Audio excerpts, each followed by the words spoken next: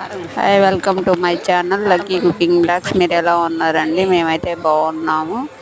ఈరోజు లంచ్లోకి వచ్చేసి సాంబార్ అండి. మాకు సాంబార్ అంటే మా చిన్న బాబు బాగా తింటాను. నైటే చెప్పాడు సాంబార్ చేయమని చెప్పి, లేకపోతే బయట హోటల్లో తెచ్చే సాంబార్ తేమా.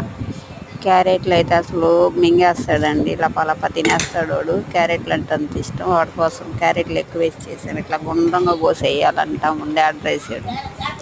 పప్పు, కూరగాయలు ఉడికి సాంబార్ చేసేసిన తర్వాత టీ పెట్టుకొని తాగుతున్నది. రెండోటికి పండి తలనొప్పి వస్తుంది ఈ మధ్య విపరీతంగా. అసలు తలనొప్పి తగ్గట్లేదు. ఎన్ని టీ తాగినా మాత్రలు వేసుకున్నా కానీ తగ్గట్లేదు. వెనక నరాలంతా నొప్పులు వస్తున్నాయి. ఫస్ట్ టైం తాగాం ఉదయాన్నే, మళ్ళీ ఇది సెకండ్ టైం అనమాట. పప్పు ఉడకబెట్టి పక్కన పెట్టాం. కూరగాయలు ఉడికిన తర్వాత సాంబార్ ప్రిపరేషన్ చేస్తాం. ప్లీజ్ అండి, లైక్ చేయండి, సబ్స్క్రైబ్ చేయండి, షేర్ చేయండి.